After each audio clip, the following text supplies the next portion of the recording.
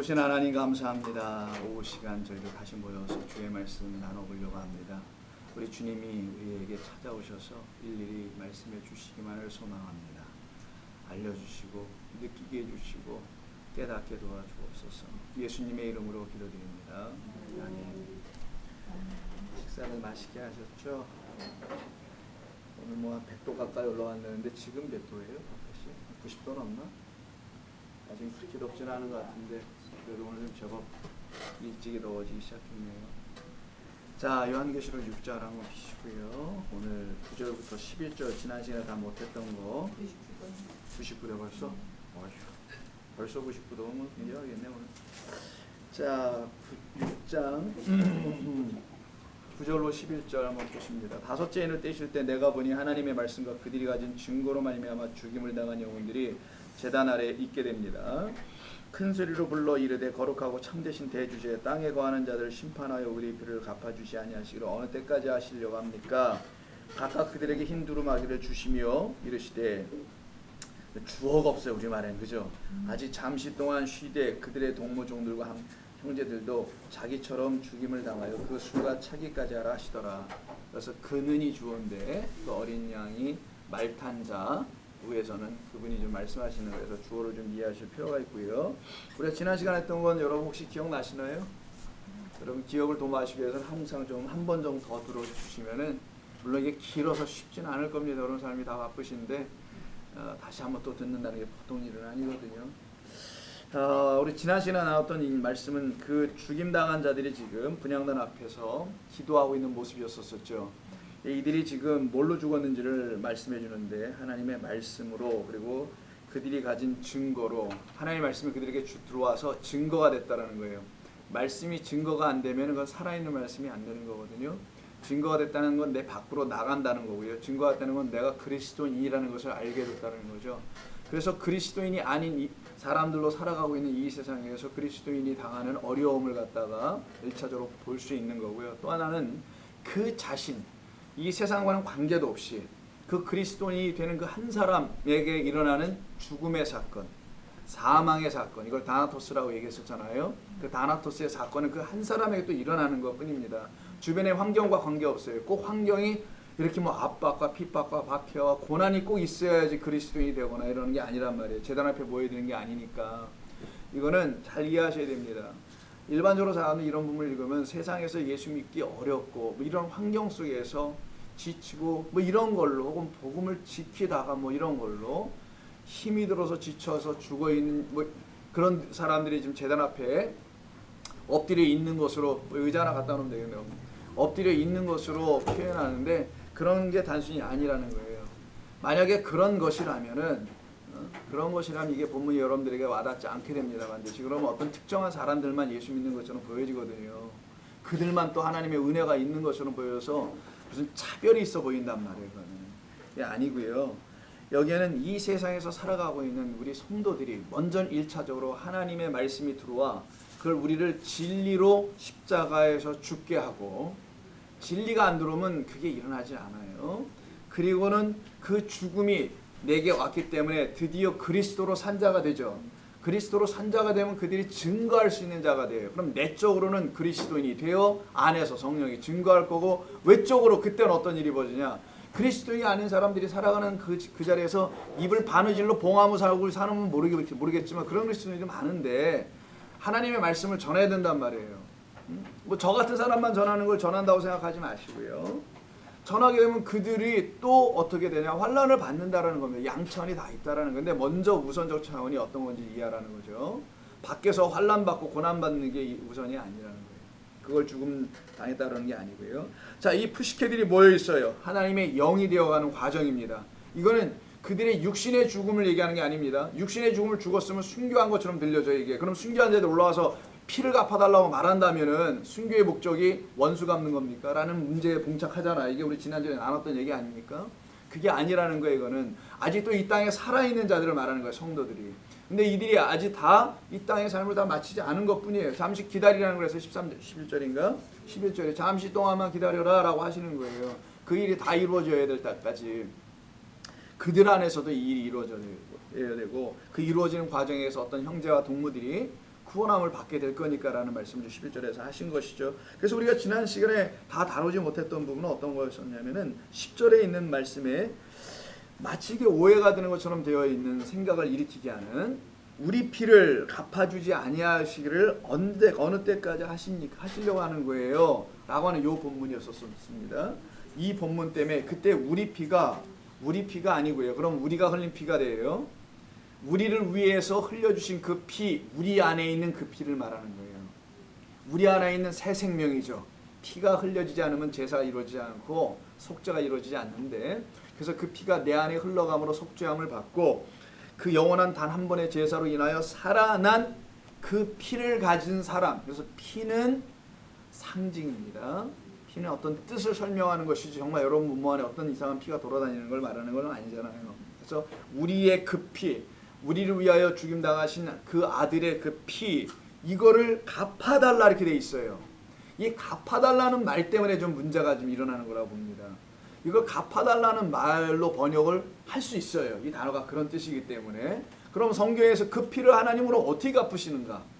이런 문제가 이제 우리에게 다가오는 거 아니겠어요? 또 그 피는 또 무엇인가? 뭐 어떤 피를 우리 말씀하시려고 그 피를 굳이 얘기하는 건가? 1차적으로 단순히 생각하거나 직접적으로 생각하면 예수님의 십자가의 피를 여러분 생각하실 수 있죠.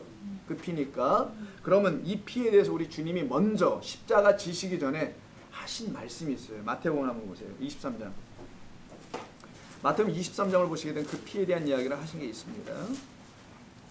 자, 23장 29절 이하를 보시면 돼요. 28절부터 겉으로는 사람에게 옳게 보이려고 안으로는 외식과 불법이 가득한 이런 곳에 지금 우리 주님이 오신 겁니다.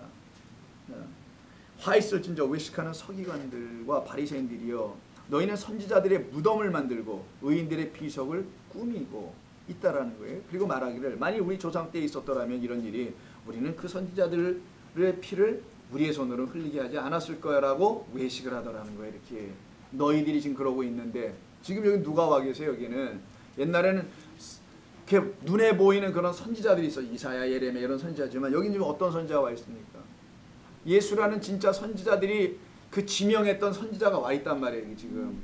그런데도 불구하고 예수를 죽이려고 하고 있잖아요. 그런 그들이 말하기를 우리가 옛날에 태어났으면 그럼 우리 조상은 저는 그딴 짓은 안 했을 거야. 이렇게 얘기하더라는 거예요. 그 선지자들이 말했던 그 선지자가 앞에 있는데 그런 얘기를 하는 겁니다. 그렇다면 만일 우리 조상 때에 있었더라면 우리는 그들이 선지자의 피를 흘리는데 참여하지 아니하였으리라 하니, 그러면 너희가 선지자를 죽인 자의 자손임을 스스로 증명한 것밖에 안 된다. 너희들이 사실 그 일을 지금도 하고 있거든 라고 말씀하는 거예요. 그래서 너희들이 지금 나를 그 선지자인지 모르고 죽이고 있으니 너희들은 그 선지자들을 죽였던 그 조상들의 후손이야, 이런 얘기인 거예요. 자, 그러면서 하시는 말씀이 너희의 조상의 분량을 채우라. 때가 차야 된다는 거예요. 이들이 해야 될 건 해야 돼. 하나님의 역사니까. 뱀들아, 독사자 새끼들아, 너희가 어느 때까지 지옥의 판결을 피하겠느냐? 그러므로 내가 너희에게 선지자들과 지혜 있는 자들과 서기관들을 보내매 너희가 그 중에는 더러는 죽이거나 십자가에 못 박고 그 중에서 더러는 너희 회당에서 채찍질하고 이 동네에서 저 동네로 따라다니며 박해하리라. 그러므로 의인, 여기서부터입니다. 아벨의 피로부터 성전과 제단 사이에서 너희가 죽인 바가랴의 아들 사가랴, 이 일본분 아니에요? 빠가야?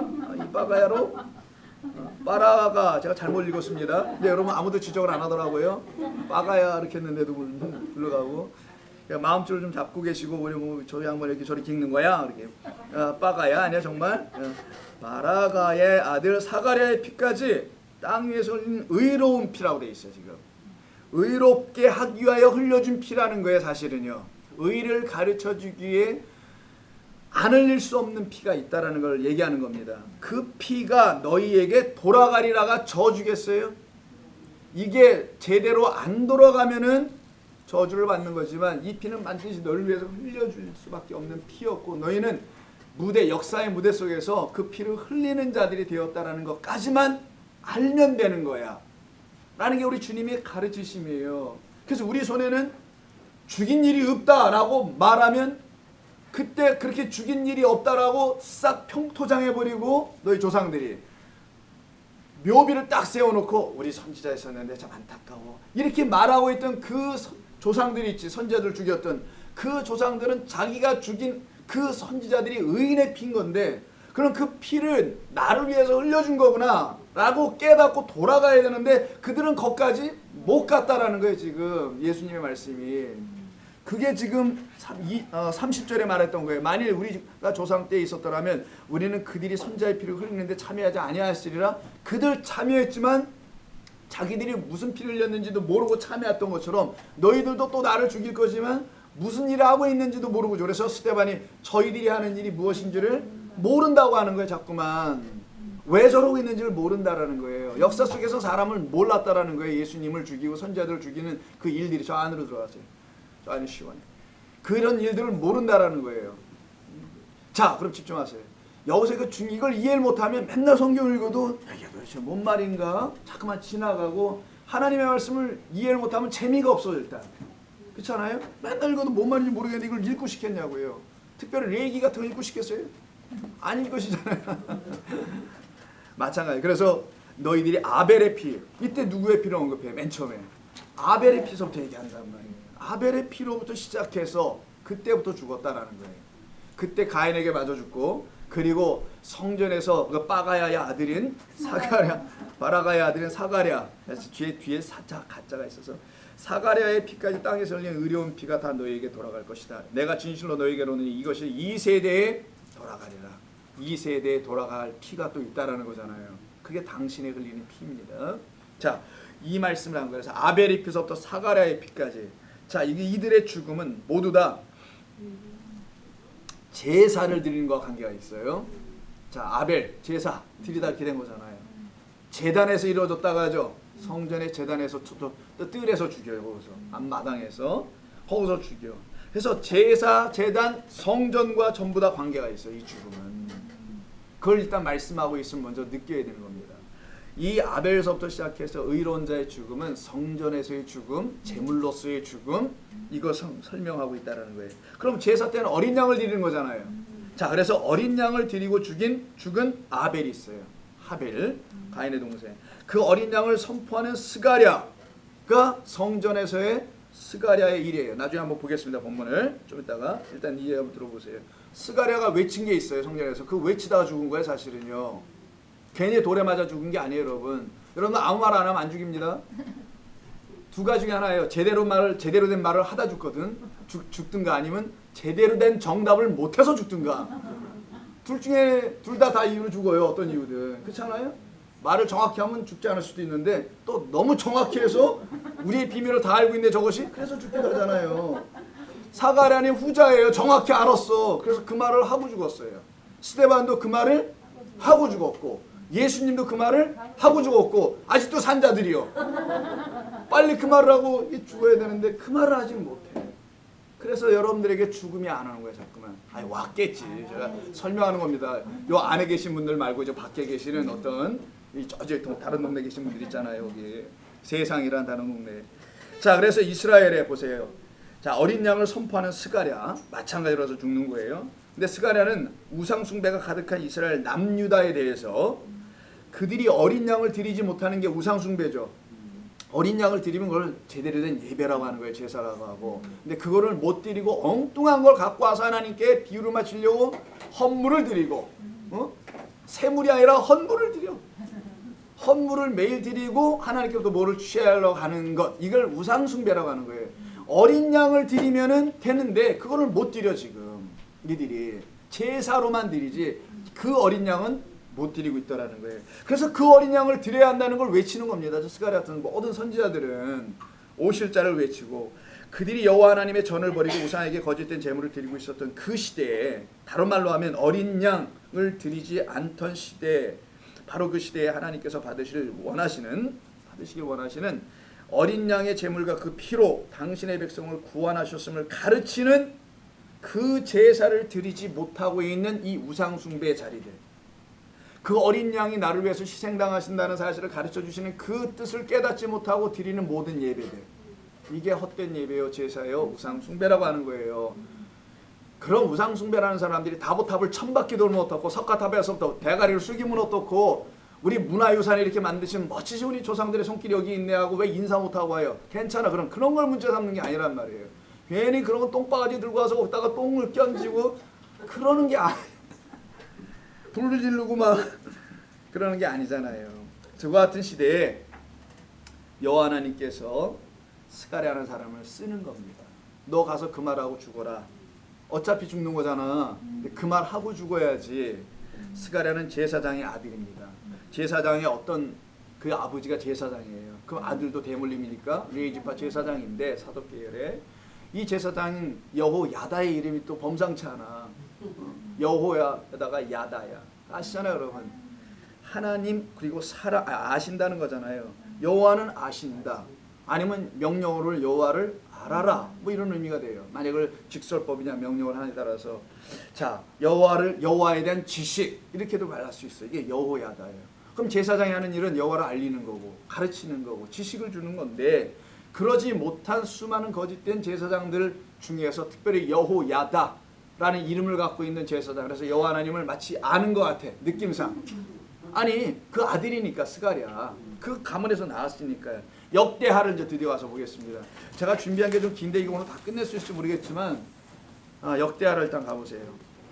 성경에 역대하가 있어요. 찾기가 좀 쉽지 않은데 시편 저 덧넘을 창세기 방향으로 가다가 있어요. 자, 찾으셨어요? 24장. 몇 페이지예요? 제가 한번 가서 687 뭐 이렇게 되어 있는데 제 성경은 성경이 조금씩 달라가지고 한 680 정도 가보시면 역대하 그렇지. 24장 15절 이하 역대하 24장 15절 찾으셨어요? 자 여호야다가 나오죠. 나이가 많아 늙어서 죽으니 죽을 때 130세야. 야곱과 나이가 같네요. 무리가 다윗성 여러 왕의 묘실 다윗과 같다는 죄송합니다. 야곱이 바로 앞에 섰을 때 그게 130이었는데 자 왕의 묘실 중에 장사돼요. 아무나 여기 들어가는 게 아닙니다. 다윗과 같았다라는 걸 상징하는 거예요. 이는 그가 이스라엘과 하나님과 그 성전에 대하여 뭘 했대요? 하나님의 뜻을 선포했다는 걸 선을 행했다는 것이지 착한 일을 했다는 게 아니란 말이에요. 이게 국어사전에 있는 그런 선한 행동하는 게 아니고요. 자 그래서 하나님의 그 선하신 일을 다 행하는 진리의 백성 되었다라는 거예요. 그래서 거기 다윗의 묘에 들어가는 거예요. 다윗과 함께 죽었다 이런 말이죠. 그리스도와 함께 죽은 자. 자 여호야다가 죽은 후에 유다 방백들이 와서 왕에게 절을 하면서 이런 얘기합니다. 아유 우리 눈의 가시가 죽었단 말이에요. 지금 여호야다만 하나님을 경배하고 있었는데 이 인간이 죽으니 드디어 그동안 이 그늘에서 숨을 못 쉬고 있었던 많은 방백들이 드디어 머리를 들고 일어나고 있는 거예요. 그래서 젊은 왕한테 옵니다. 뭐라고 하겠어요? 왕이여 라고 자기들 말을 들으라는 거예요. 안 들으면 우리가 어떻게 하겠다는 거예요? 안 도와주겠다 이러겠죠. 정치적으로 그의 조상들이 하나님 여호와의 전을 버리고 아세라 묵상과 우상을 섬겼으므로 그 죄로 말미암아 진노가 유다 예루살렘에 임하니라. 그러나 여호와께서 그들에게 선지자를 보내사 다시 여호와에게로 돌아오게 하려 하심에 선지자들이 그들에게 경고하였으나 듣지 아니하니라. 이에 하나님의 영이 여호야다의 아들 스가랴를 감동을 시켜요. 그가 백성 앞에 높이 서서 그들에게 이르되 이게 감동된 게 문제예요. 그죠? 감동이 안 됐으면 감전인데 일종의 이 감전이 돼가지고 이제 할 수 없이 섰어요. 스데반처럼 한복판에 섭니다. 이같이 말씀하셨다라고 선포를 해요.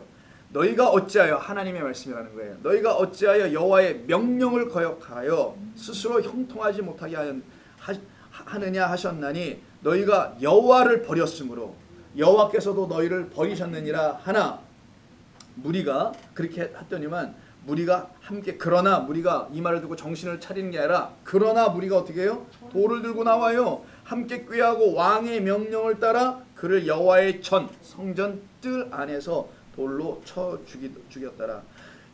그때 왕이 요아스 왕이 이와 같이 스가랴의 아버지 여호야다가 베푼 은혜를 기억하지 못하고가 아니고요.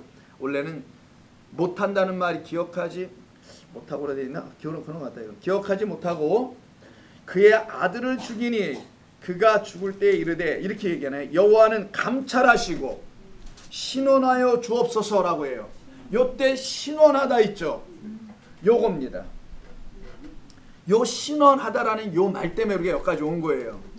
그의 피를 아까 뭐라 그랬어요? 6장 9절에 10절에서 갚아주지 아니하시기를 이 말했잖아요. 그 갚아준다는 히브리어 말이 이게 신원한다는 말이에요. 이게. 자, 그러면은 역대하짐 24장 15절에서 22절에서 이야기를 쭉 읽어보니 스가랴가 성전 뜰에서 죽임당한 이유는 뭐예요? 요아스 왕의 명령을 따르지 않았다라는 거예요. 그 방백들의 말을 따르지 않았다라는 거예요. 사람의 명령을 따르지 않고 여호와의 명령을 어기고 있는 그들을 쫓아갈 수 없고 오히려 너희들이 여호와의 명령을 어겼다라고 얘기하고 있었잖아요.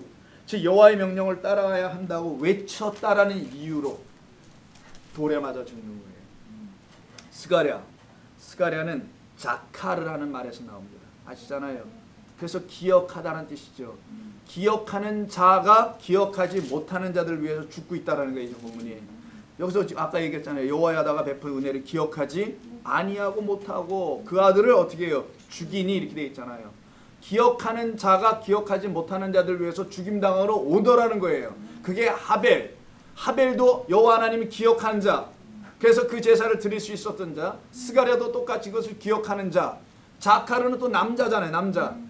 기억하는 그 남자가 아들로 와서 죽는 이야기를 지금 하고 있는 거예요. 그 죽는 이야기 속에서 흘려진 피가 지금 이 땅에 있는 우리들에게 들어올 피라는 걸 지금 얘기하고 있는 거예요. 성경 그 얘기를 계속 하고 있었던 거니까 끊임없이. 자, 그러면 역대하 24장 22절, 요 22절에서 감찰하고가 나오죠. 이 감찰하고 하고 두 번째 신원하여 달라고 했죠. 이 감찰하다, 신원하다, 이 감찰하다는 라라는 것은 뭐냐? 여러분 저기 모리아 산에 갔을 때 보이다, 보여주다, 내가 너에게 보여줄 산 모리아로 가라. 이 모리아라는 뜻이 라에서 나왔다는 거. 이게 라라고 합니다. 이 라에서 나왔단 말이에요. 라 이렇게 발음해도 되고 라라고만 해도 되는데 이게 보라, 보여주다, show, see 이런 단어로 번역이 가능한 겁니다. 그리고 이게 감찰한다는 건 뭐냐? 하나님이 보신다는 거예요. 하나님이 그가 죽을 때 여호와는 어떻게 하셨대요? 그냥 지켜보셨다. 내버려뒀다라는 겁니다. 예수님께서 십자가에서 죽임당하실 때 엘리 라마 사막다니 하고 어떻게 합니까? 외치죠. 스데반이 어떻게 해요? 돌에 맞을 때 하늘의 영광을 외쳐요. 전부 다 스가랴도 외칩니다. 그리고 다 외치고 죽어요. 모두가. 그 외치고 죽는 모습을 하나님은 보신다라는 거예요. 여러분의 죽음에 반드시 그 하나님을 향한 외침, 안갚음을 해달라는 그런 외침이 아니라 여호와의 영에 임한 자들은 다 그 말을 외치고 죽는다라는 거예요. 그거를 보시고 이거예요. 바로 여러분을 감찰하신 하나님은 얘가 잘 살고 있어, 밤중에 딴짓은 안 해, 이런 거를 감찰하신다라는 감찰관이 아니에요. 하나님은. 자, 그래서 두 번째 신원한다는 말이 나와요. 신원한다는 말, 신원하여 주옵소서라고 되어 있죠. 이때 신원하라 다라시예요. 신원하다. 다라시인데 다라시는 ask입니다. 부탁하다, 청원하다. 그 다음에 두 번째 뜻은 avenge라는 뜻도 있어요. avengers 영어 나올 때는 그런 거. avengers 복수하다, 복수하는 자들, 안 갚아주는 안 갚음을 하는 자들 뭐 이런 거죠. 세 번째는 care, 돌보다. 이런 다양한 뜻이 있습니다. 다 ask만이 아니에요. 신원하여 달라는 의미를 한번 잘 보세요. 묻고 어떤 걸 갚아줘야 되고, 그리고 돌보는 게 다 들어가 있다는 게 다라시 안에 대부분 많이 쓰는 건 묻다, 어떤 걸 찾아 묻다. 이게 seek라는 단어로 바뀌는 거예요. 영어에. 그게 제테어라는 헬라어로 바뀌는 것인데 아이테어나 요 단어에 우선 사용하는 겁니다. 하나님 갚아주세요, 하나님 들어주세요, 하나님 돌봐주세요, 이런 말인 거예요. 이게 하나님은 그걸 보시고 너의 피가 헛되지 않게 할 거야.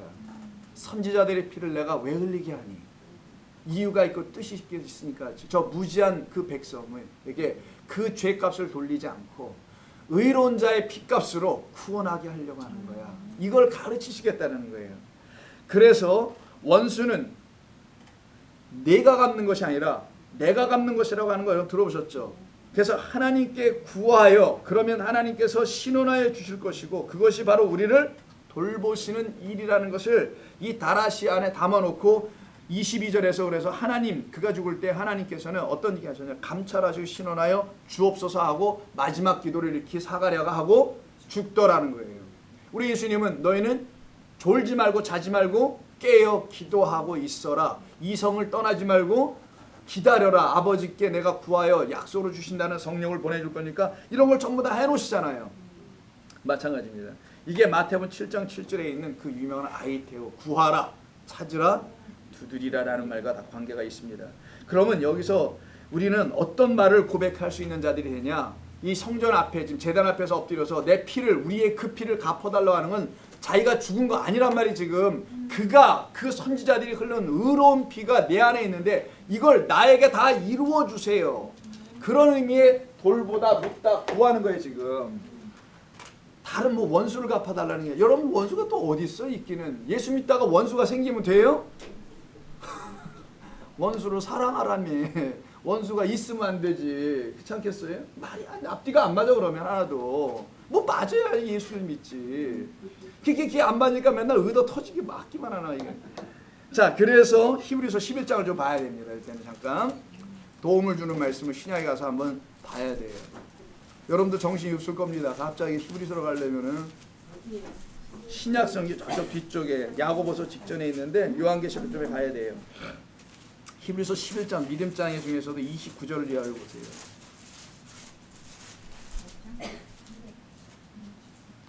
11장 29절이 나죠. 내가 뭘 또 잘못 쓴 것 같다. 어째? 11장 29절 여기에 12장 29절인가? 그럼 벌써 12장 29절이 있나? 거기도 없는데. 또 어딜 쓰고서 이러는 거야. 넘어가. 이게 원래 본문이 원수 갚는 것은 하나님께 있다는 본문이어야 되는데 왜 어디 있는 거야? 자, 제가 나중에 다시 찾아서 알려드릴게요. 2부 때 하든지. 결국 원수 갚는 건 하나님만이 하시는 건데 그것은 내 안에서 하나님이 갚아주셔야 할 10장에 있나요? 이게 13, 11장, 10장. 그래. Thank you very much. 10장 어디? 그러네, 여기네. 하물며 하나님의 아들을 짓밟고 자기를 거룩하게 한 언약의 피를 부정한 것으로 여기고 은혜의 성령을 욕되게 하는 자가 당연히 받아야 될 형벌은 얼마나 더 무겁겠느냐. 너희는 생각해봐라. 다 죽을 자들아. 얘기하는 거예요. 그러나 원수 갚는 것이 내게 있으니 내가 갚으리라 하시고 또 다시 주께서 그의 백성을 심판하리라 말씀하신 것을 우리가 아노니 살아계신 하나님의 손에 빠져 들어가는 것이 무서울진저 전날에 너희가 빛을 받은 후에 고난의 큰 싸움을 견디어낸 것을 생각해 봐라. 혹은 비방과 환난으로서 사람에게서 구경거리가 되고 혹은 이런 형편에 있는 자들과 사귀는 자가 되었으니 너희가 갇힌 자를 동정하고 너희 소유를 빼앗기는 것도 기쁘게 당한 것은 그것을 기쁘게 당한 것은 더 낫고 영구한 소유가 있는 줄을 알게 하려 함이라. 이 정도까지만 보죠. 맨 밑에 영원구원까지 가는 거예요. 39절에서는. 자, 결국 마태복음 23장 아까 아벨의 피서부터 사갈의 피까지 가는 거 이걸 다가 의로운 피라고 했었어요. 명확하게는 우리를 의롭게 하는 피예요. 의로를 의롭다 하신 피기도 하고요. 완료가 되면 의롭게 하신 피가 되는 거니까. 자, 아벨의 피로부터 사갈의 피까지는 하나님이 이 일을 다 하신다라는 것을 말하는 겁니다. 이 하나님으로 말미암아 의의 아들이 결국은 우리에게 올 것이라는 것을 아벨서부터 전부 다 남자들의 죽음을 통해 가르치는 거예요. 여선지자가 피를 흘렸다는 얘기는 여러분 한 번도 못 들어봤을 거예요. 여선지자는 있지만 왜냐하면 아들을 통해서 피 흘림을 가르쳐줘야 되기 때문에 아벨서부터 시작해서 계속 흘려나가는 겁니다. 이들이 모두 어디서 살인당했다고 하느냐? 제단과 성전 사이에서예요. 아벨도 마찬가지. 다 거기서 죽는 거예요. 전부 다. 그 일을 하다가 죽든. 그래서 제단이라고 말하는 그 제단이, 자, 이거 뭐 여기까지 이걸 봐야 되니까 제단과 성전인데 요거 좀 지나갈게요. 여러분들에게는 시간도 그렇고. 여기서 성전 제단이라는 것은 여러분 건물로서의 성전이 아니라는 것만 일단 알고 계세요. 2부 때 시간 좀 되면 제가 구체적으로 얘기를 하고, 성전, 건물로서의 성전이 아니라 여기 성소, 지성소 있죠. 이걸 나오스라고 하는데 히에론이라는 단어를 쓰지 않고 제단과 성전 사이에서 이렇게 쓸 때 그 성전이라고 했겠죠. 여기는 이 성전이 건물의 성전이 아니에요. 예수님이 말씀하신 것은 성소를 말하는 거예요. 아니면 지성소를 나오스라고 합니다. 이 나오스라는 지성소에서 죽은 혹은 성소에서 죽은 이런 의미예요. 자, 거기서 죽은 자들, 그래서 거기서 죽었다는 건 어린 양의 피가 뿌려지는 곳이라는 걸 말하기도 하는 겁니다. 결국 당신이라는 어린 양의 죽음으로 이런 얘기인 거예요. 하나님의 성전인 우리들 안에서 우리 주님이 하시는 그 피 흘림의 역사를 통하여 우리가 어떻게 더 이상 살인하지 않는 자들이 되며 그 영혼이 단 한 번에 하나님이 죽이셔서 받으신 그 제사 희생 제물로만으로 우리가 어떻게 구원받는지를 알게 된 사람들 안에 흘러가는 것을 그 피라고 하는 겁니다. 그 피로, 동물의 피로는 우리를 깨끗하게 할 수 없으나 그 피로는 우리가 깨끗하여 씻겨짐을 받았다라는 것을 가르치는 하나님께서 내어주시고 준비해 주시고 예비해 주시고 나타나 보여주셨다라는 의미. 그래서 아까 감찰하시고 라는 말은 라라고 했죠. 이 라는 여호와 이레 때 쓰는 단어예요. 이게 여호와 이레는 다 아시잖아요. 모리아산에서 아브라함이 아들을 죽일 때 그를 대신하여 순양의 죽음을 예비해 놓았다라는 게 모리아 살인도 라에서 나오고 그 모든 사건도 라라고 말하는 거고 그걸 여호와 이레다라고 말하는 거죠. 그래서 이 모든 것을 하나님이 준비하셔서 즉 십자가 골고다까지 준비해 주셔서 우리로 하여금 보게 하셨다. 그래 모리아산에서 보여주시고 준비해 주시고 그러나 사실은 영혼 속에서 다 준비해 주셔서 창세 이전에 계획해 놓으신 것을 우리에게 주시는 것. 그래서 우리에게도 예수 그리스도를 주시는 것임을 깨달아 알게 되는 이 모든 일련의 과정을 신앙생활이라 하는 거고요. 그로 인해서 이 모든 것을 하나님이 홀로 하고 계시다라는 것을 알게 됩니다. 그래서 여러분 마태복음 5장 21절에서 안 보셔도 돼요. 너희는 살인하지 말라가 나오는 거예요. 그래서 너희는 살인하지 말라라고 들었으나 라고 시작하죠. 너희는 살인하지 말라라고 들었으나 이때 포네유라고 하는데 포네유라고 하는데 이걸 살인하다라고 번역을 한 거거든요. 이거는 헛된 제사를 더 이상 드리지 말라라는 의미를 가르치기 위해서 너희가 살인하지 말라고 들었으나 근데 너희는 그렇게 듣고 맨날 제사를 드렸으나 동물을 잡아 죽이긴 했으나 이런 얘기예요. 그러나 그 일도 더 이상 의미가 없는 거고 그 모든 것을 멈추게 하고 완성하는 진짜 하나님이 받으시는 제사 그것을 통하여 깨달아 알게 되면 너희들은 헛된 살인을 하지 않을 것이다라는 걸 가르치는 거죠. 그래서 헛된 제사를 더 이상 드리지 말라. 계속 살인하면 심판을 받는다라는 거예요. 계속 살인하면 온전한 제물로 이 땅에 오셔서 우리에게 이 모든 제사에 담겨져 있는 하나님의 구원의 섭리와 진리를 말씀해 주시는 것을 말씀해 주시는 그 형제의 말을 알아들어야 되는데 그 형제의 말을 못 알아들으니까 열이 나서 욕을 했다라는 거예요. 라가라라고. 그렇게 욕을 하고 욕을 또 받고 있는 예수 그리스도에 대하여 이제는 깨달아 알아서는 예라고 대답할 수 있는 그 모든 사람들만 하나님의 음성에 순종이 되고 그들을 향하여 어린 양의 핏값이 드디어 흘려진다는 것을 말하는 겁니다. 자, 오늘 본문 6장 9절 보세요. 자, 6장 9절을 보면은 죽임당한 영혼들이 지금 제단과 성소 사이에 있다고 하잖아요. 제단과 성소 사이에 지금 있습니다. 이들이 같은 곳에 있는 거예요.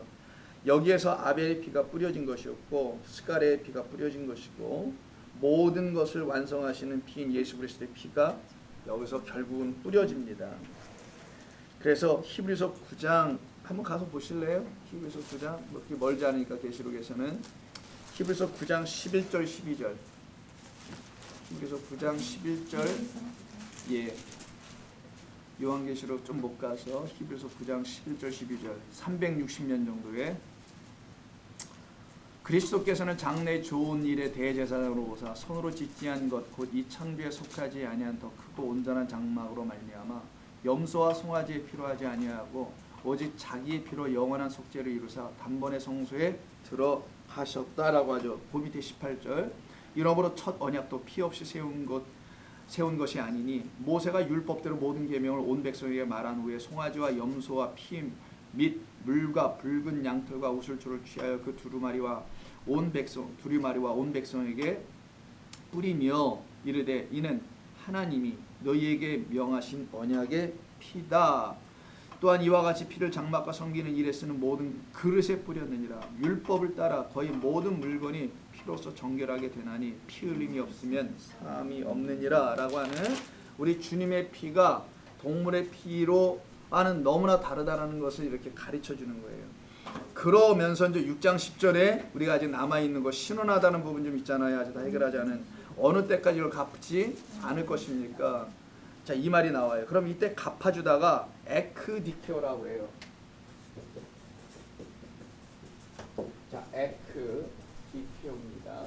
요 단어 갖다 이제 갚아달라라는 말로 쓴 거예요. 자, 갚아주다 아까는 다라시였었죠. 근데 이 에크디케오는 어디서 쓰는 거냐면 법정에서 쓰는 거예요. 법정에서, 콜트에서 쓰는 겁니다. 에크는 뭐뭐로부터고 디케오를 알면 되겠네요. 디케오는 합당하게, 정당하게, 정의롭게, 아주 정의롭게 재판하여 보상해 주다예요. 이 뜻이. 그래서 갚아달라는 말이 나오는 건데 그냥 막 갚아주는 게 아니라 합당하고 정의롭게, 공정하게, 공의롭게 재판하는 걸 말하는 겁니다. 그냥 막 아무나 재판해서 그냥 됐어 그래 이렇게 하자는 게 아니라는 거예요. 이 단어가 에디코스에서 나오는데 그때 결국은 요 전체를 원형이 디케에서 나옵니다. 이 디케에서 나오는데 요게 형벌이라는 뜻이에요. 자, 형벌로부터 이런 말이에요. 형벌로부터 나를 갚아주세요. 그럼 형벌을 받게 해달라는 거예요? 형벌을 면하게 해달라는 거겠죠. 내게 임하여 있는 형벌이 있는 것을 내가 이제 압니다. 그것은 의인들의 피를 내가 죽였다라는 거죠. 내가 흘리게 했다라는 겁니다. 그리고서도 깨닫지 못했었던 나라는 거예요.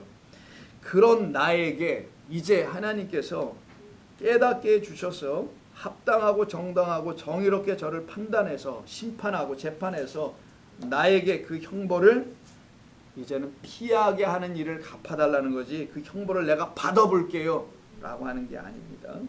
그래서 이 형벌이라는 단어가 유다서 1장 7절에 있는데 그건 그냥 알아만 두시고 그렇게 형벌로 쓰는 게 많지 않아요. 이 단어가.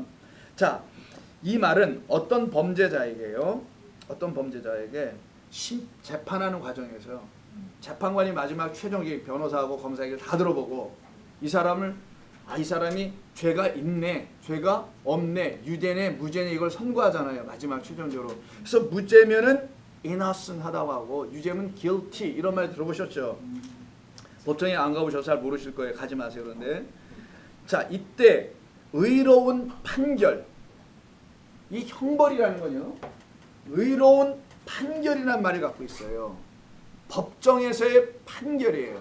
그럼 원래 우리를 향하여 하나님이 내리신 법정에서의 판결은 전부 다 사형인데 그게 원래 형벌인데 그 형벌을 가질 수밖에 없는 그 재판을 받을 수밖에 없는 우리에게 그 길티한 상태에 있는 우리에게 무죄하다라고 정당한 합당한 재판을 내려줄 거라는 것을 담는 게 갚아준다라는 이 에디케오에 담겨 있는 거예요. 이거 어떤 사람들만 이렇게 하냐? 죽임당한 하나님의 말씀으로 하나님의 말씀 내 안에서 들어와서 그 말씀으로 증거가 되어 그 말씀이 나를 죽게 해. 진리의 말씀이 들어와서 나를 십자가 앞으로 끌어다갔다 앉혀놔. 그래서 십자가를 바라보게 해서 예수의 십자가와 함께 죽고 살아가는 게 뭔지를 알아가. 이제는 그러한 사람들이 최종적으로 받게 되는 게 뭐냐? 그걸 이 땅에서 깨닫고 최종적으로 받게 되는 게 뭐냐? 하나님의 의로운 평결을 받을 거라는 거예요. 이거를 빨리 해달라. 내 안에서 완성을 해달라라고 지금 이들이 구하고 있는 겁니다. 그렇다면 여기서 법정은 하나님의 법정을 말하는 것이고요. 그 법정의 검사의 역할을 하는 것이 하나님의 율법이라는 성경을 들이대미는 겁니다. 너희대로 했냐? 라는 거예요. 그러면 변호사는 누구냐? 이 말씀을 하고 계시는 죽임당한 어린 양이 이걸 감당하는 거예요. 이 죽임당한 어린 양이 죄로 인하여 하나님의 법정에 끌려나온 우리라는 한 죄인들을 살려내려고 변호하실 때 어떠한 죄인들을 그럼 변호하실 것인가? 세상에서 말하는 그런 모든 그런 죄인들을 변호하시는 건가? 나 이런 죄 졌어요, 저런 죄 졌어요 하고 하는 그런 자들을 일일이 아니 그런 죄도 졌어? 나도 놀랐다 야? 그런 죄도 있었니? 라고 하는 예수님을 놀라게 하지 말고요. 성경이 말하는 이 죄를 졌습니다 라고 말하는 그 죄인들을 변호할 거라는 거예요. 그게 뭐냐? 나는 하나님이 누군지를 몰랐습니다. 여기서부터 출발. 나는 구원받을 자격도 없다라는 것도 몰랐습니다.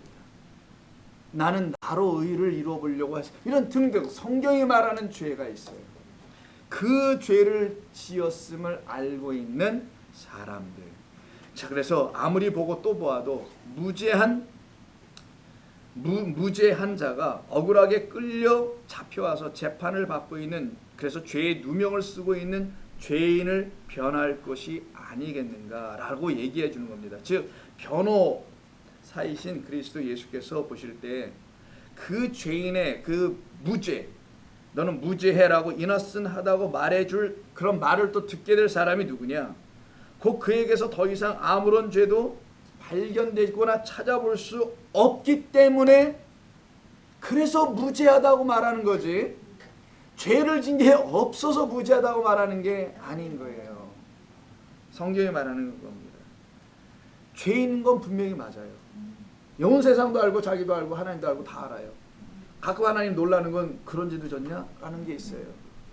그런데 죄인인데도 불구하고 어떤 하나님이 하시는 일을 덥석 쥐고서는 붙들고는 있단 말이야. 그가 지금 죄인이란 자가 그거는 놓지 않고 있어요. 그걸 끝까지 붙들고 있어. 그래서는 그것 때문에 이 사람의 죄가 안 보여 가려져 버렸어요. 그거를 그 변호사인 그 죽임당한 어린 양이 봤네. 그게 감찰하다. 와서 보니까 너 순양 모리아산에서 그 양을 대신 취했네. 이걸 봐, 감찰해. 그리고 그 말을 하네. 나 양을 취했다라고.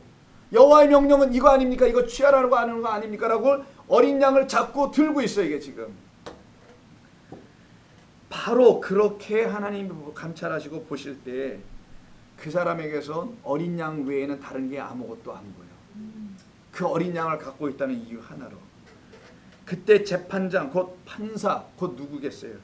하나님께서 신원하여 그 자의 무죄함을 보시고 죄 있는데도 무죄하다라고 하시고 그의 억울한 누명과 그에게 쓰여져 있는 죄를 벗겨 걷어달라고 뻔뻔하게 얘기하더라도 그 요청, 그래서 나라시 요청할 때 빨리 이것 좀 거두어 주세요. 내 눈에서 이걸 빨리 좀 제거해 주세요. 라고 뻔뻔스러운 요청을 할 때 그 하나님께서 오히려 기뻐하신다는 겁니다. 내가 이만큼 너에게 사랑하는 거였고 너의 입을 통하여 이런 고백을 듣기 위해서 사실은 내 아들을 보낸 거란다 라고 하시는 거예요. 그때 그 죄인에게서 변호사이신 그리스도께서 그 죄인으로부터, 이 변호사가 막 변호를 하다가 그 죄인으로부터 발견하여 본 것이 하나 있습니다. 그 죽임당한 어린 양이 우리를 통해서 변호하다, 우리를 위해서 변호하다가 우리에게서 발견한 게 하나 있어요. 그게 뭐냐면 너도 나와 같이 죽임당한 영혼이구나. 이걸 발견한다.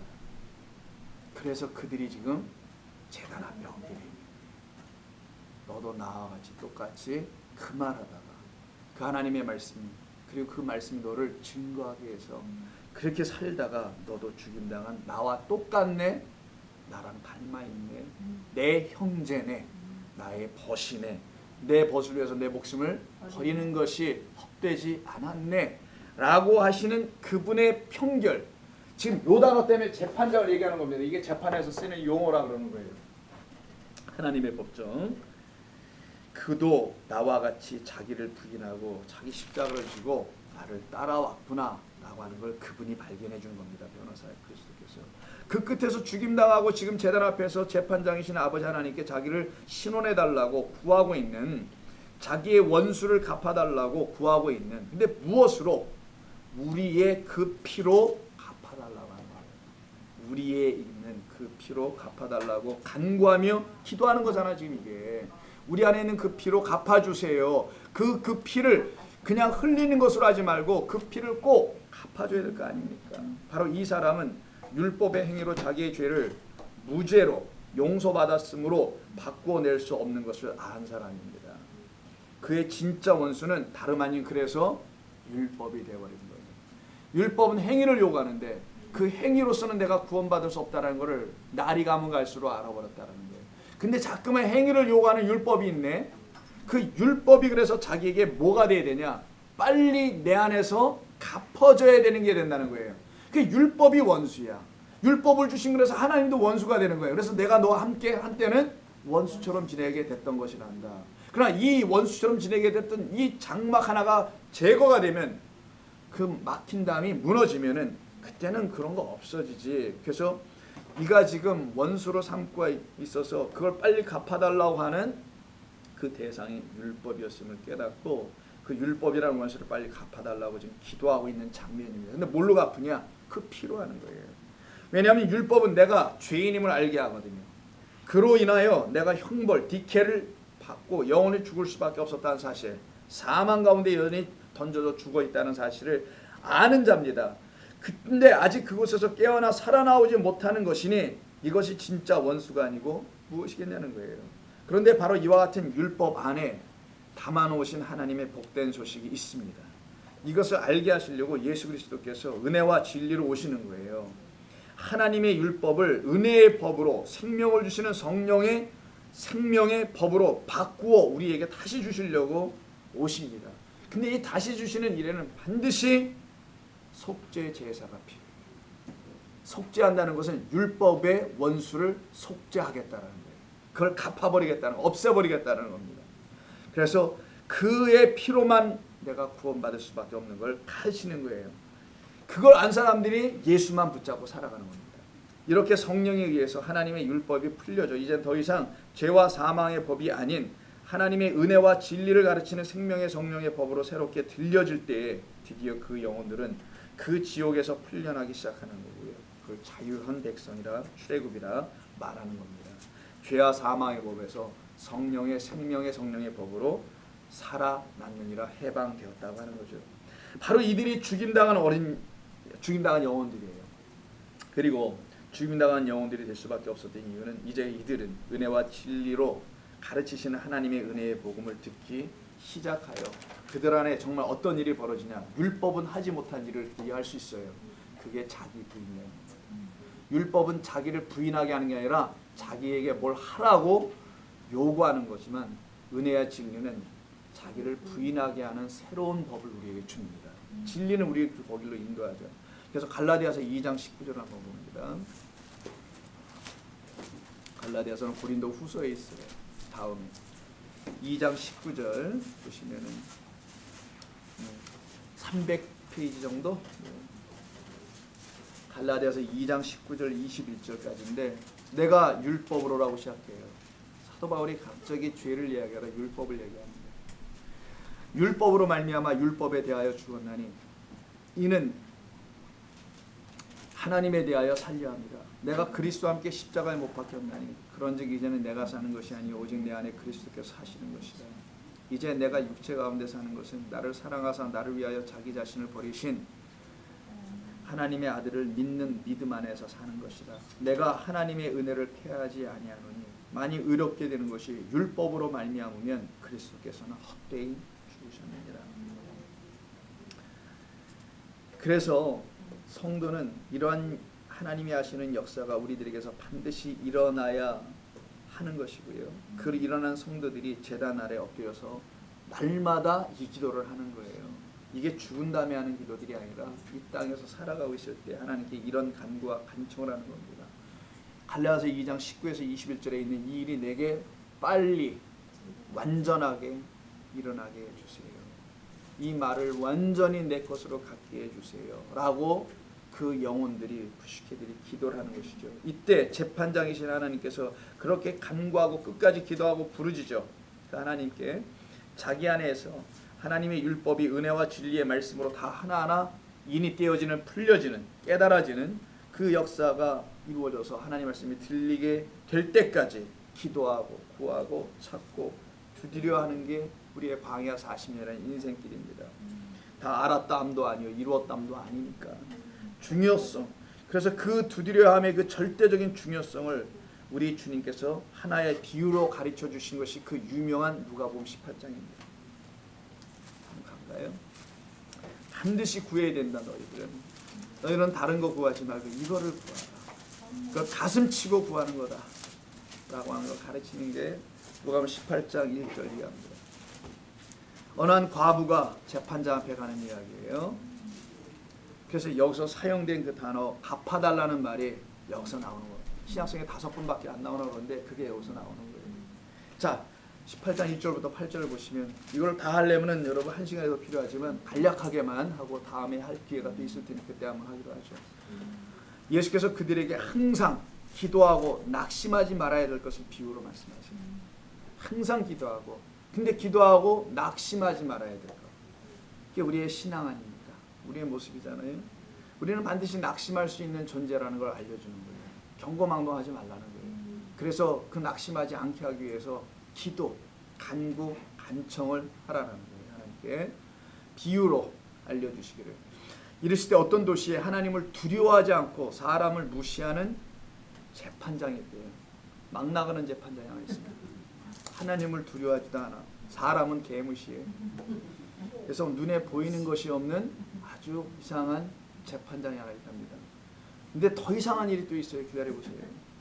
근데 그 도시에 또 어떤 사람도 있어요. 이름도 몰라, 성도 몰라, 이름도 몰라, 성도 모르는데 과부야. 직분은 있어요. 과부. 나야? 과부가 사모님 뿐인가? 우리가 다 과부지. 과부 손 한번 들어보셔요. 진짜 과부는 둘밖에 안 들고 있어요. 그런 과부를 말하는 게 아니고, 또 곁길로 가서 잠깐 잊어버렸는데, 자, 이 황당 이상한 아주 말도 안 되는 이 재판장이 있어요. 이 인간도 참 대단해 보이죠? 근데 더 대단한 그 과부가 있다니까요. 이 과부가 왜 대단한지 한번 느껴보세요. 여기 과부가 있어. 자주 그에게 가요. 이게 말이 되냐고. 불안당 같은 재판장에게 자주 가면 되겠어요? 한 번 가고 파악되잖아요. 우리는 저거 사기년, 저거 가까이 할 놈, 이거 나오잖아요. 금방. 안 나오세요 여러분? 안 나와가지고 지금 현재 남편들과 살다가 지주 볶고 사는 거지만, 좌우지간 이 과부는요, 이 말도 안 되는 재판장에게 가요. 하나님도 두려워하지 않아. 사람은 무시해. 그럼 그 여인도 무시당할 거 아니겠어요? 근데 더 이상한 거는 이 여자애, 내가 볼 때는 왜 가냐고. 재판장을 바꿔야지. 근데 이 동네는 재판장이 이 사람밖에 없어. 그럼 이 동네가 어딘지 아시겠냐고. 이제 그러면은 이 세상이란 나라를 지어놓으시고는 이 세상을 주관하시고 통치하시는 재판장이 하나 있다라는 게 누구겠어요? 그러면은 하나님을 말하는 거죠. 눈에 보이는 하나님은 그리스도 예수를 말하는 것인데, 그 하나님이 지금 어떤 재판장으로 보여져요? 과부에게는 불의한 재판장이에요. 아주 맛없어. 이 사람하고 잘 지내겠어요? 이 재판장하고요? 잘 지낼 수가 없어요. 원수지간으로 막역합니다. 근데 굉장히. 왜 막역하냐면 매일 가. 그래서 누가 보면 각각 아니야도 모르게 돼. 가깝게 하기엔 너무 먼 당신 같은 분이야 이게. 뭐 이런 건가? 자 보세요. 그래서 그러면서 가서 하는 얘기가, 자주 그에게 가서 내 원수에 대한 나의 원한을 풀어주소서. 여기서 한번 나옵니다. 일단 그가 얼마 동안 듣지 아니하다가 무시하는 거죠. 후에 속으로 생각하되 내가 하나님을 두려워하지 않고 사람을 무시하긴 하나 이 과부가 나를 번거롭게 하니 내가 그 원한을 풀어주리라. 요 말이 기도하고 낙심하지 말아야 이유라고 이제 얘기하시는 거예요. 번거롭게 했는, 아니 번거롭게를 이 여자가 좀 한단 말이에요. 근데 이 여인은 번거로움을 그 재판장에 줬는지 모르지만 이 여인은 재판장으로부터 무시를 당해왔거든요. 자, 그런 수많은 무시를 당해야함에도 불구하고 자기의 원한을 풀어달라고 그 재판관에게만 가네요. 그럼 이 여인 과부가 알고 있는 이 재판관에 대한 이해와 지금 사람들이 생각하는 그 도시에 하나님을 두려워하지 않는다고 생각하고 하나님을 무시한다고 생각하는 어떤 사람들이 평가한 그 재판관과는 같을 수가 없지 않을까요? 만약에 똑같이 이 과부도 정말 이 세상 사람들이, 동네 사람들이 다 같이 말하는, 그래서 지금 2절은 동네 사람들이 말하는 그 재판관에 대한 평가고, 이 과부도 동네 사람들과 똑같은 사람이면 이 여자가 제정신 있는 사람이라면 가겠냐고요. 안 가는데 이 여자가 가는 이유는 왜 갔냐고요? 이 여자가 과부였기 때문에 가는 거예요. 여기에 키가 있는 겁니다. 과부였기 때문에 가는 거예요. 이 여자는. 자, 왜 과부였는지 왜 과비였기 때문에 갔는지는 여러분들이 밤새도록 꿈을 꾸서라도 풀어보시고 하나 정도로 숙제를 좀 남겨주세요. 그건 나중에 알고 여기 일단 오세요. 일로. 그렇게 돈주를 고기만 생각하려고. 과부였기 때문에 그런 겁니다. 이 여자가 사실. 그가 얼마 동안 듣지 아니하다가 찾아가요. 계속 가지. 근데 이 여인이 계속 오니까 어멈 세상에. 어멈 세상에지. 재판장이 봤을 땐 세상 모두가 나를 이렇게 평가하는데 너는 나를 누구라고 너느냐 생각하느냐 라고 말하지 아니할 수 없어요. 이 재판장이 이제는. 그 말은 과부의 입장에서 보면은 과부는 처음부터 이 재판장을 다르게 봐야겠지. 겉으로 봤을 땐 의롭지 않고 개무시하고 하나님을 의롭지 않은 거야. 두려워하지 않는 재판장으로 겉으로는 뭐예요? 이게 겉의 것의 율법이라고 말하는 거예요. 두려워 율법은 항상. 율법이 너무 행복한 사람들 계세요? 율법은 난 이렇게 좋은지 몰라. 그런 사람이 계시냐고. 율법을 무서운 거예요. 율법은. 그래서 이 재판관은 율법을 갖고 있고 율법을 주는 그런 재판관으로만 알고 있는 유대 종교 안에 있는 그 사람들이 이해한 하나님이라는 거예요. 근데 그 하나님을 더 이상 자기 남편으로 만나지 않고 그 겉의 것을 붙잡고 주는 그 하나님을 신랑 남편으로 취하지 않고 이별을 했네. 이혼을 했네. 그래서 과부되어 있는 이 여인. 그래서 왜 과부인지 아셨죠? 밤새 숙제 못 풀까 봐. 그래서 이 여인은 과부라는 거예요. 성경에서 말하는 과부, 그 과부를 얘기합니다. 아까 손들었던 그런 과부들 말고 율법이라는 남편이 죽고 은혜와 진리라는 새로운 남편을 그리스도로 소개받고 그리스도가 중미한 중보자니까 아버지를 소개해 준 거예요. 우리 아버지 괜찮거든. 겉으로 보기엔 승질 더러운 것 같아 보여도 속으로는 한없어. 한번 만나봐. 그럼 우리가 또 어떻게 해요? 믿줘야 본전. 식사는 걔가 낸 게야? 나가지 뭐 그럼. 장소는 어디요? 거기 호텔 어디? 가야지 당근. 점심 아니고 디너겠지? 가야지. 확인 다 끝났어. 그럼 가는 거예요 우리는. 그렇잖아요? 돈도 낼 거 없어. 차는 보내준대. 글쎄 그건 내가 확인 못했는데 알아보지. 차는 알아서 타고 오래. 자, 그래서 5절. 이 과부가 나를 번거롭게 하니 번거롭게 하니 내가 그 원한을 드디어 풀어주리라. 그럼 뭐가 풀려지겠어요? 이 사람 안에서는 율법이 풀려지지. 하나님의 나라의 제자들은 그 천국의 서기관들은 새 것과 옛 것을 같이 가지고 나오는 자의 그 공간에서 내 안에서 옛 것과 새 것이 서로 부딪히질 않아. 다 서로 풀고 서로 화해가 다 이루어져. 바로 그것을 풀어준다는 거예요. 당신이 나에게 그걸 안 풀어주고 있잖아요. 이혼했는데 이런 남편들이 있다면서요. 멀리 안 가고 얘가 아직도 괴롭혀. 밥 좀 사. 미친놈. 내가 보고도 싫은데. 이게 다 방송으로 나가. 우리 방송이었지. 그런 인간이 가끔 있을 수 있어요. 이건 여러분의 드라마 같은 거 보면 나오잖아요. 술 취하고 와가지고 문 걷어차고 영자야 나와! 뭐 이런 거 있잖아요. 보면은. 근데 보니까 이혼한 전 부인이야. 전 남편. 그래서 이 남편이 와서 아직도 나를 괴롭혀. 아직도 안 풀려졌어. 내 안에서. 완전한 이혼이 안 돼. 완전한 사별이 이루어지지 않아. 옛 남편이 아직 덜 죽었어. 내 안에서. 아직도 율법의 가시가 나를 찔러. 그래서 하나님께 간구해. 빨리 이것 좀 빼달라고. 그게 사도 바울이었잖아요. 그 상태에 있다라는 게 그걸 계속 하나님 어떻게 하냐. 환난을 줬어. 사도 바울에게. 고난을 줘서 오늘 1부 설교 2부 설교 다 못했죠. 다음 주에 2부 두 번을 다 하겠다고. 고난을 줘서 끝까지 죽이고 죽여가요. 그게 환난의 목적입니다. 성도의 고난의 목적이에요. 하나님 끝까지 알아가도록 육체의 가시가 왜 필요한지. 율법인데 이게. 그래서 여기 보시면은 어디야? 이거 대략하고 넘어간다 그랬는데 이렇게 길어지고 옥만 성도에 안 갈 거예요? 50분인데 여기 푹 빠져가지고 조심해 가셔요. 너무 달리지 말고. 나머지는 카톡으로 들으시든지 아니면 전화 주세요. 그래서 나를 괴롭게 하리니 그렇지 않으면 나를 와서 계속 괴롭게 하리라 하였느니라. 주께서 또 이르시되 불의한 재판장이 말한 것을 들으라.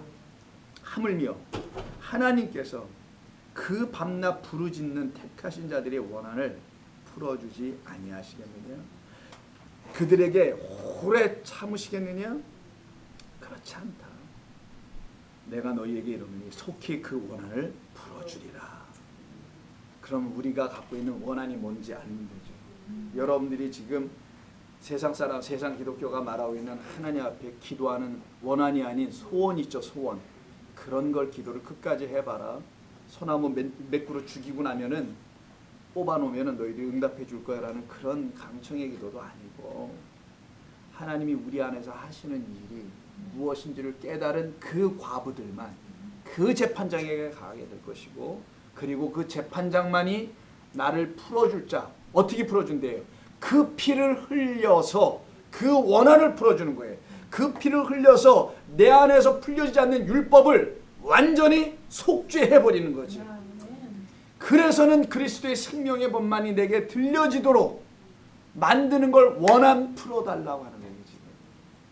그래서 하시는 말이, 우리 주님은 마지막에 꼭 이런 말을 던지셔서 우리를 늘 불편하게 하시는 게 있는데, 그게 8절이에요. 내가 너희에게 이르노니 속히 그 원한을 풀어주시리라 하고 끝나면 좋은데, 그러나 인자가 올 때에 세상에서 믿음을 보겠느냐? 이 말은 여러분, 예수님이 구름 타고 오실 때 정말 믿음을 끝까지 지키는 자들이 있겠느냐, 이런 말이 아니에요. 그러면 여러분들이 얼마나 낯뜨고, 여기까지 쭉 말씀을 듣다고 내 안에서 이게 이루어졌는데 갑자기 인자가 올 때까지 내가 믿음을 잘 못 지키면 어떻게 하나, 이 생각이 든다거나, 못 지키면 큰일 나겠네, 이런 생각이 들잖아. 그러면 앞에 하신 모든 일들은 믿음을 주신 일이 아닌가? 그럼 뭐예요 이게? 자, 이 말은요, 인자가 올 때라는 게 뭔지를 알아야 됩니다. 인자가 온다라는 것은, 인자는 그리스도로 오는 걸 말하는 거예요. 성령으로. 성령으로 오기 전까지는 이 세상이란 땅에, 땅 육으로 살고 있는 자, 이게 호계니까 땅 육으로 살고 있는 그런 성전이라 그 육적인 존재로 살고 있는 자들 안에서는 믿음을 가질 수가 없다. 그래서 내가 전에는 믿음이 있는 줄 알고 신앙생활 했었어요. 저도요. 어렸을 때. 왜? 믿음 있는 거 보여지거든. 방언도 할 줄 알아. 맨날 우리 아버지가 목사니까 헌금도 나는 꼬박꼬박 10원씩 100원씩 냈거든요. 근데 내가 믿음 있어. 주일날 어디 갈 데가 없어요. 교회 밖에는. 가고 싶어도 못 가. 일단 교회부터 찍고 가야 돼. 어디 갈래도. 얼마나 믿음이 있어요. 그리고 성경을 찾는 거 굉장히 빨리 찾았고, 요즘은 못 찾아. 잘못 쓰기까지. 찬송가 다 외웠습니다.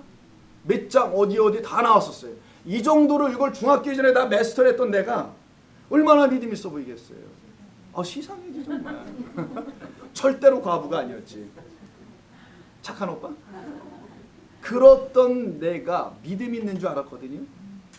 근데 믿음 없음을 알았어요. 믿음 없음을 아는 것이 믿음 있는 겁니다. 그때가 믿음이 시작될 때예요. 그래서 인자가 올 때, 그때 세상에서 믿음을 갖고 있는 자는 아무도 없고, 와야지 드디어 믿음이라는 게 있는 거예요. 자, 그러면 불의한 재판장은 이 정도로, 또 구체적인 건 많이 있지만, 그럼 여기서 이 여인도 아니고 과부예요. 과부는 어떤 과부인가? 아무나 과부라고 하잖아요. 아무나 이렇게 되는 것도 아닙니다. 로마서 7장에 있는 그 과부를 이야기하는 것뿐이에요. 로마서 7장은 좀 보고 1부는 마치도록 하겠습니다. 예, 로마서 7장 이 과부를 말했던 것뿐이에요. 사도 바울에서 이 과부를 소개해 줍니다. 이거는 모든 성도들이 이 과부 돼야 된다는 걸 말하는 겁니다. 형제들아, 내가 법 아는 자들에게, 율법 아는 자들에게 말하노니 너희는 그 법이 사람이 살 동안만 그를 주관하는 줄 알지 못하느냐? 죽은 다음에도 붙잡을 수는 없다. 그럼 살아있을 때 이 말을 잘 생각해 보자는 거죠. 남편이 있는 여인이 하나 있다고 한번 예를 들어보자. 그 남편의 생전에는 법으로, 민법으로 그에게 매임바 되나, 남편에게 매임바 되나, 그 남편이 죽으면 너무나 감사해요. 남편의 법에서 벗어날 것 아니겠느냐. 징그럽다 이제 인간. 이제 끝났네. 그래서 저 부인이 죽으면 뭐 뒷간에 가서 웃는다고 하잖아요. 근데 남편이 죽으면 그날 곧바로 쇼핑 간다 그러더라고요. 왜냐면 아직 사망 신고하기 전에 그의 크레딧 카드가 살아있으니까 그거 들고 나가서 일단 쓰고 본다.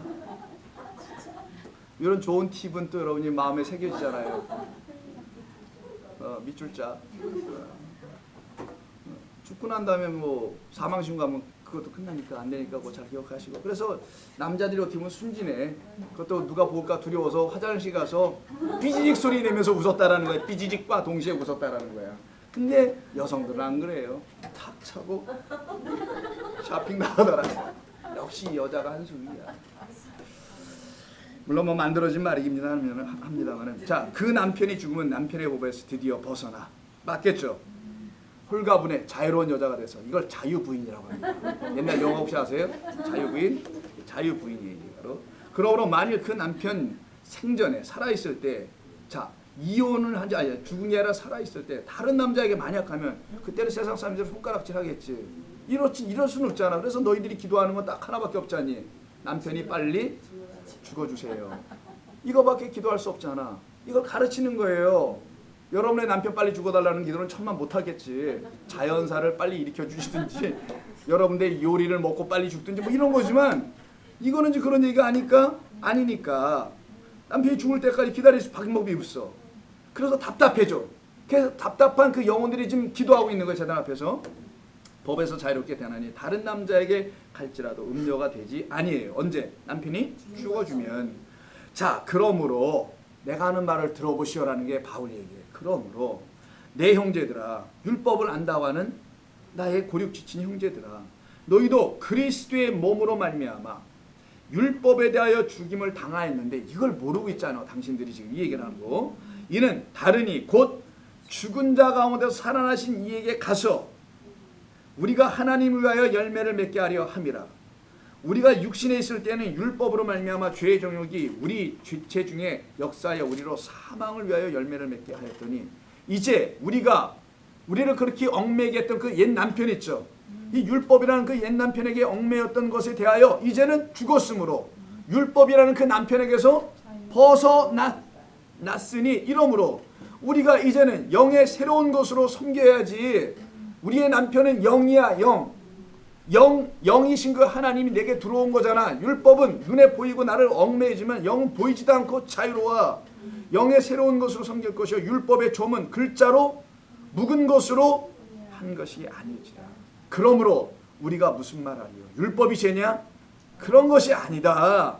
율법으로 말미암지 않고는 내가 죄를 알지도 못하였으니 곧 율법이 탐내지 말라 말하지 아니었다면 내가 탐심을 알지도 못했을 거 아니겠는가. 그러나 죄가 기회를 타서 계명으로 말미암아 내 속에서 온갖 탐심을 이루었느니 이는 율법이 없으면 죄가 죽은 거 무의미하지. 죄가 죄답지 못해지지. 그럼 하나님이 하나님답지 못하다는 거예요. 전에 율법을 깨닫지 못했을 때에는 내가 살았더니 이제 계명이 이름에 죄는 살아나고 나는 죽었도다. 생명에 이르게 할 그 계명이 내게 대하여 도리어 사망에 이르게 하는 이상한 일이 벌어졌으나 죄가 기회를 타서 계명으로 말미암아 나를 속이고 그것으로 나를 죽였는지라. 어디까지 읽어야 되는 거예요? 끝도 없네. 여기까지만. 이게 바로 갚아준다는 말입니다. 그래서 하나님 앞에서 과부가 된 사람들, 그래서 여기서 죽임당한 사람들이 있죠. 이들은 바로 과부들을 말하는 거죠. 엄격하게. 그 남편이 죽고 율법의 남편 죽고 복음의 새 신랑을 얻은 신부들을 말하는 겁니다. 이들만이 수고를 그치고 드디어 쉬는 자들이 있는 거예요. 다 못하고 또 2부에서 하기로 하고요. 자, 네. 오늘 말씀을 통해서 뭐 재미있게 하려고 여러 가지 말씀을 여러분 드렸습니다만은 핵심은 다 무슨 말인지를 잘 알아들으셨을 거고, 또 죽임당했다는 이 말, 그리고 갚아준다는 말 조금 더 여러분과 2부를 통해서 나눌 것이니 좀 나중에 더 들어보시기 바랍니다. 기도합니다. 하나님 고맙습니다. 하나님의 은혜로 우리가 살아납니다. 우리 주님께서 스스로 율법 그 옛 남편이 되어주시고 우리 가운데서 스스로 십자가라는 것을 통하여 죽어주시고 그리고 우리 안에 새로운 영으로 또 들어오시기까지 하시고 그 새로운 영이 우리가 만나고 결혼해야 될 우리의 새 신랑이라는 사실을 알게까지 해주셔서 우리가 이제는 생명의 성령이라는 법을 가지고 살아갑니다. 주님, 그 귀하고 놀라운 이 일을 우리 안에서 다 갚아 이루어내어 주시옵소서. 예수님의 이름으로 기도드립니다. 아멘.